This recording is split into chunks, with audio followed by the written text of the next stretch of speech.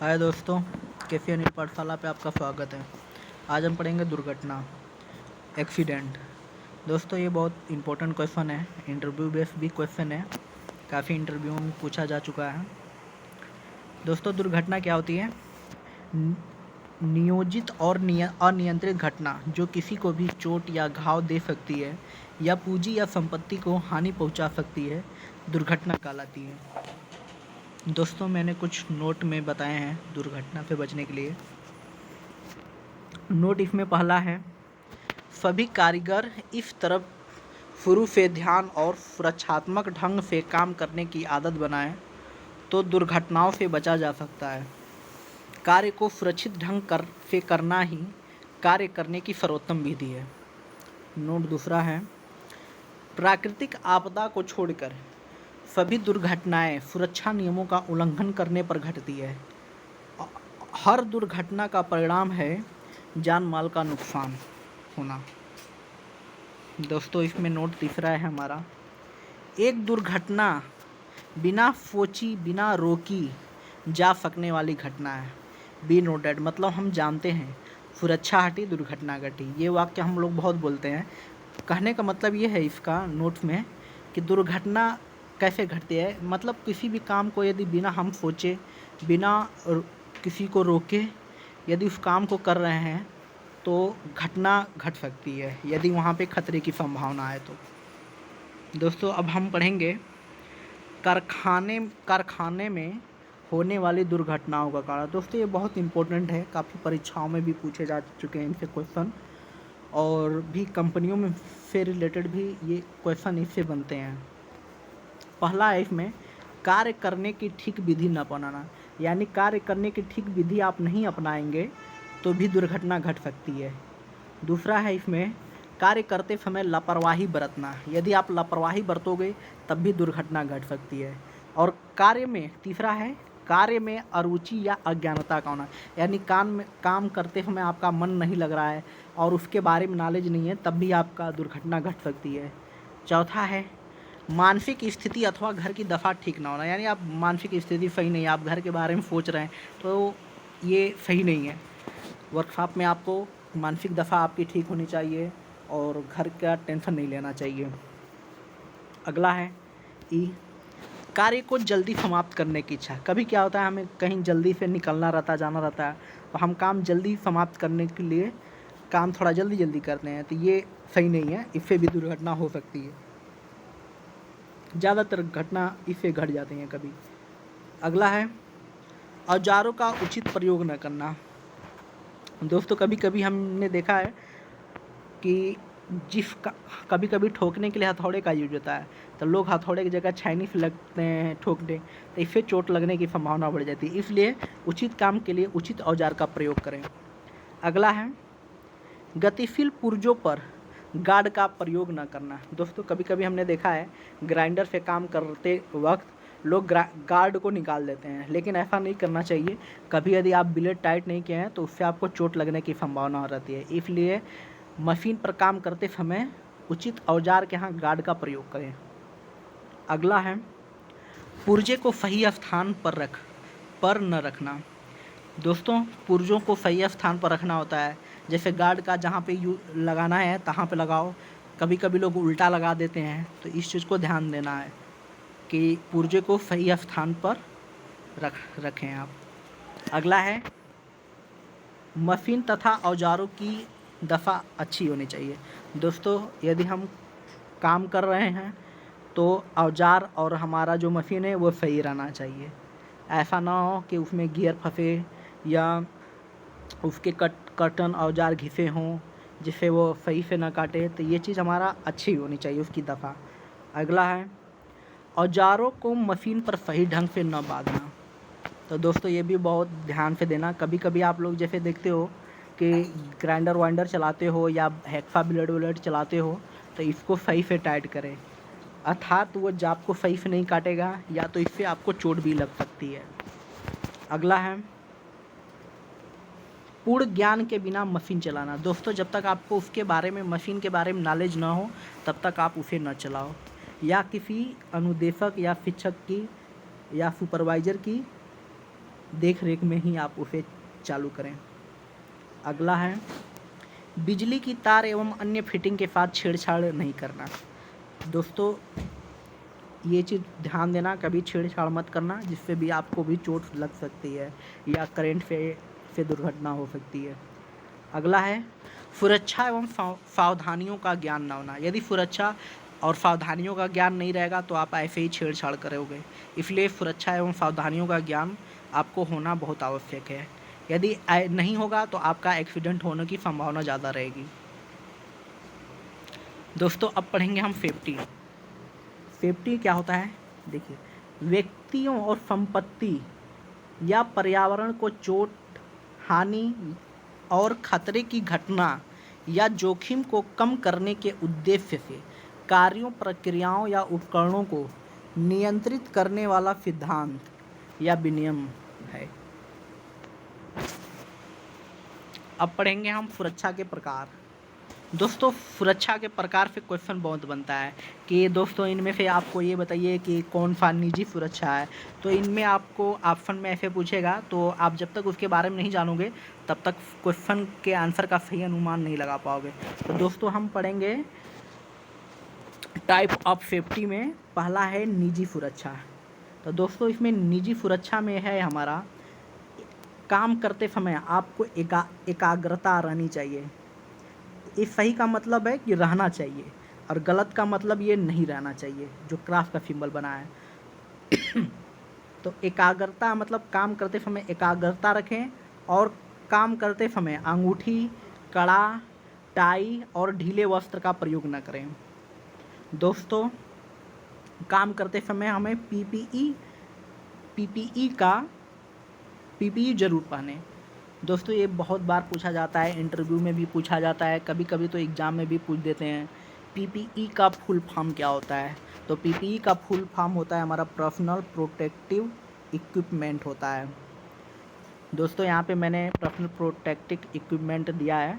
इसमें है पहले नंबर पे होता है हमारा, यहाँ पे दिए हैं शूज दिए हैं, दूसरा दिए हैं दस्ताने दिए हैं, तीसरा यहाँ पे चश्मा और हेलमेट भी हैं, यहाँ पे चश्मा और हेलमेट, और अगला है इसमें अप्रन है, और इसमें आर्म कवर है और ईयर प्लग है। दोस्तों शूज हमारा पैर में पहनते हैं जो पैर की सुरक्षा करता है, दस्ताने हाथ में पहनते हैं जो हाथों की सुरक्षा करता है, चश्मे हमारा जो होता है आँख पर लगाते हैं जिसमें आँख की सुरक्षा देता है, और हेलमेट हम सर पे लगाते हैं। ये हेलमेट हम सर पे लगाते हैं जो सर की सुरक्षा करता है। अप्रन जो हमारा होता है ये शरीर पे लगाते हैं, गले से कमर तक बना होता है, ये शरीर की रक्षा करता है। आर्म कवर हम भुजा पे पहनते हैं, हाथ की भुजाओं पर पहनते हैं, ये हमारे हाथों की रक्षा करता है। और ईयर प्लग जो हमारा है ये कान पे लगाते हैं जो कान की सुरक्षा करता है। दोस्तों इससे भी क्वेश्चन पूछता है कि पैर की सुरक्षा के लिए क्या पहने, ठीक ना, शरीर की सुरक्षा के लिए क्या पहने, सिर की सुरक्षा के लिए क्या पहने। तो इसको आप पीपी में हमने बताया है, इसको आप अच्छे से देख लीजिएगा, और जो चीज़ समझ में ना आए उसको पीछे जाकर थोड़ा पीछे कर देख सकते हैं आप वीडियो को। दूसरा है साधारण सुरक्षा। दोस्तों इनको याद करने से आप ये समझ लो, इनको याद कैसे करोगे, साधारण सुरक्षा एवं सावधानियाँ को, ये दूसरा है। तो इसको आप ये जान जाओ कि ये जो हमारा साधारण सुरक्षा सावधानियाँ हैं ये 5F से संबंधित है, ठीक ना। 5F में क्या होता है आप जानते ही हो, ठीक ना। तो उसमें होता है छटाई होता है, सुव्यवस्थित करना होता है, मानकीकरण होता है, यही इसी चीज़ से ये संबंधित है। तो दोस्तों ये साधारण एवं सुरक्षा सावधानियों में पहला है, मरम्मत के बाद गार्ड उचित स्थान पर लगाकर मशीन चलानी चाहिए। दूसरा है इसमें कार्यशाला के फर्श पर लोहे के बुरादे नहीं बिखरना होना चाहिए। तीसरा है कार्यशाला के फर्श पर मशीन के इर्द गिर्द तेल आदि नहीं होना चाहिए। चौथा है इसमें फालतू सामान स्क्रैप या बुरादे आदि को स्क्रैप बॉक्सों या ड्रमों अथवा स्क्रैप यार्ड में रखना चाहिए। अगला है प्रत्येक औजार को उचित स्थान पर रखिए तथा अनावश्यक औजार को मशीन से हटा दें। अगला है मापी औजारों को कटिंग टूल से अलग रखना चाहिए। ऐसा इसलिए होता है कि वो जो मापिंग औजार हैं कटिंग टूल से कटकर ख़राब हो जाएगा, इसलिए उसको हमको अलग रख देना चाहिए।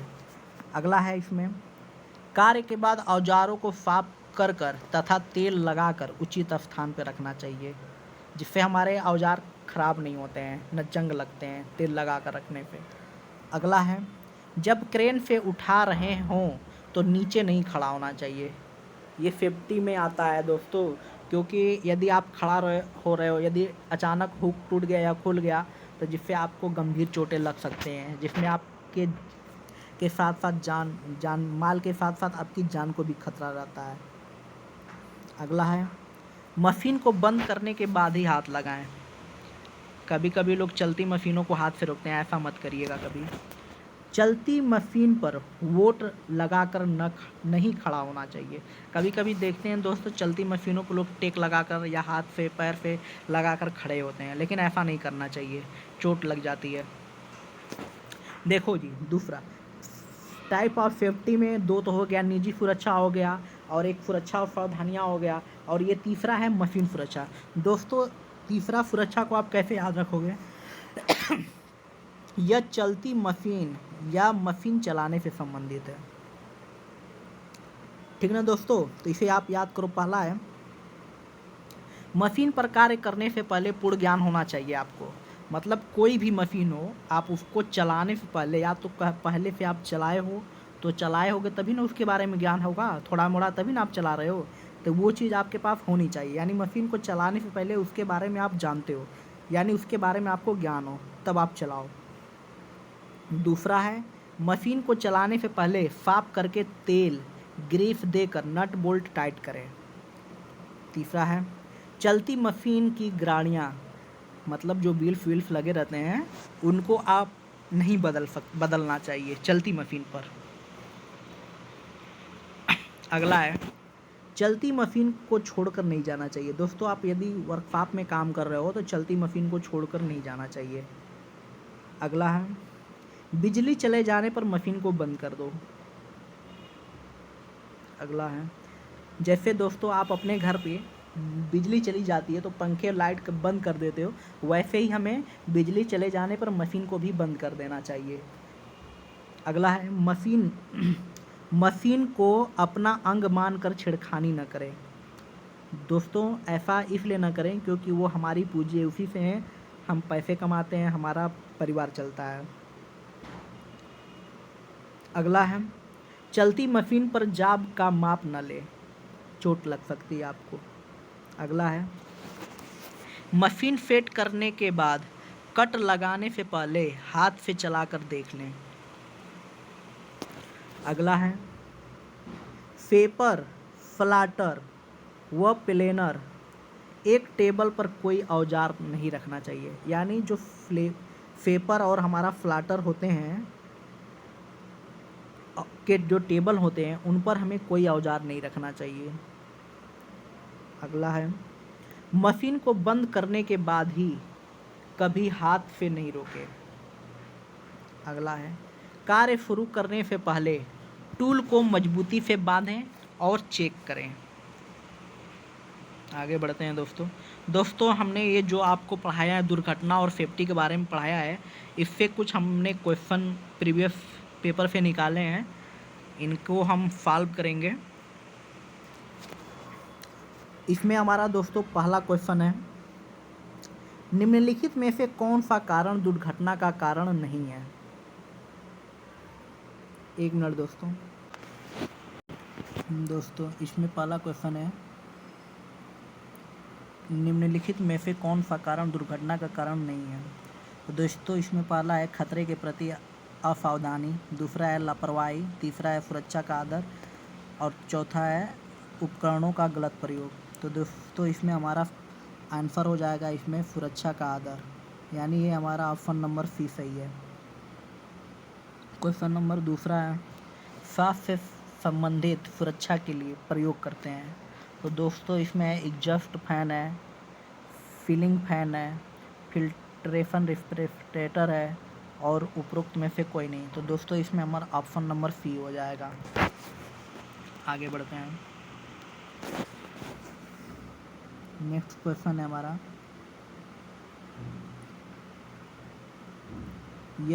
यदि कार्यस्थल पर बिजली जाने से अंधेरा हो जाए तो क्या करना चाहिए।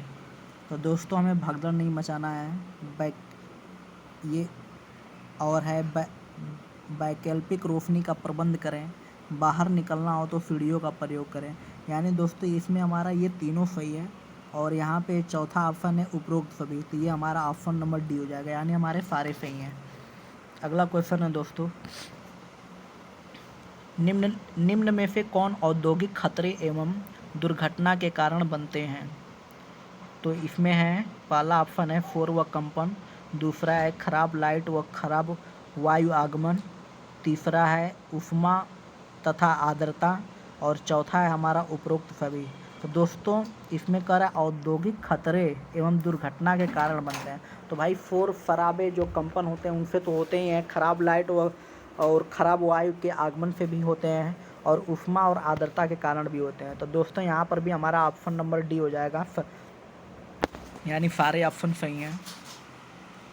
आगे बढ़ते हैं, निम्नलिखित में से कौन दुर्घटना की रोकथाम में सहायक है। तो दोस्तों यहाँ पे है स्वचालित सुरक्षा गार्ड, ऑप्शन नंबर ए, ये भी सही है। Question option number B interlock सुरक्षा गार्ड, ये भी सही है। तीसरा है ट्रिप सुरक्षा गार्ड, ये भी सही है, यानी यहाँ पर भी हमारा ऑप्शन नंबर डी होगा, यानी उपरोक्त सभी सही है। अगला क्वेश्चन है ग्राइंडिंग करते समय। देखिए दोस्तों ग्राइंडिंग करते समय हमें क्या करना है, व्हील के आगे नहीं खड़ा होना है, व्हील के साइड में खड़े होने हैं और गॉगल्स भी पहनना है हमें। तो यहाँ और ऑप्शन नंबर डी है उपरोक्त ए व सी दोनों। तो दोस्तों हमारा देखो ए तो गलत है, ठीक ना, ए हमारा गलत है और सी सही है। तो यहाँ पे तो दोनों दिया है, तो यानी ये हमारा डी गलत हो जाएगा, डी गलत हो जाएगा, सी भी गलत हो जाएगा और हमारा यहाँ पे बी और सी दोनों सही हैं। तो लेकिन यहाँ पे हमको व्हील के साइड में खड़ा होना है, ठीक ना दोस्तों, इसलिए हमारा ये ऑप्शन नंबर बी हमारा करेक्ट हो जाएगा। ऐसे क्वेश्चन को थोड़ा ध्यान से लगाना है दोस्तों, क्योंकि गॉगल से हमारे आँख की रक्षा होती है, क्योंकि जब ग्राइंडिंग करते हैं तो उसमें चिंगारियाँ निकलती हैं। अगला है दोस्तों शरीर की सुरक्षा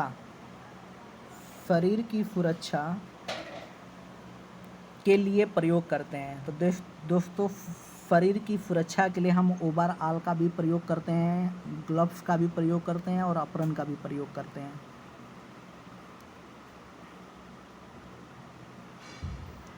तो अप्रन का भी हम प्रयोग करते हैं, इसलिए दोस्तों हमारा ये ऑप्शन नंबर डी यानी सभी सही होंगे। अगला है आँखों की सुरक्षा के लिए प्रयोग करते हैं। दोस्तों इसके बारे में भी हमने बताया था। दोस्तों यहाँ पे आँखों की सुरक्षा के लिए हम गॉगल्स का प्रयोग करते हैं, ठीक ना। तो दोस्तों हमारा ये गॉगल्स तो सही होगा, लेकिन यहाँ पे ग्लास भी दिया है और फेस शील्ड भी दिया है। तो लेकिन दोस्तों वेल्डिंग करेंगे तो हम वहाँ पे फेस शील्ड का भी प्रयोग करते हैं, ग्लास का भी यूज करते हैं, ठीक ना। तो इसलिए यहाँ पर भी हमारा उपरोक्त सभी सही होंगे। दोस्तों ऐसे क्वेश्चन को आप ध्यान से पढ़िएगा। आँखों की सुरक्षा के लिए हम इन सभी का प्रयोग करते हैं। आगे बढ़ते हैं दोस्तों, अभी हमने पढ़ाया था पैरों की सुरक्षा के लिए क्या पहनते हैं। तो दोस्तों पैरों की सुरक्षा के लिए चप्पल तो हम कतई नहीं पहनेंगे, कैनवस शूज भी नहीं पहनेंगे, ठीक ना। यहाँ पे हमारा हो जाएगा लेदर शूज, ये दोस्तों हमारा सही हो जाएगा, यानी हम पैरों की सुरक्षा के लिए हम लेदर का शूज पहनते हैं। अगला है सिर की सुरक्षा के लिए उपयोग करते हैं।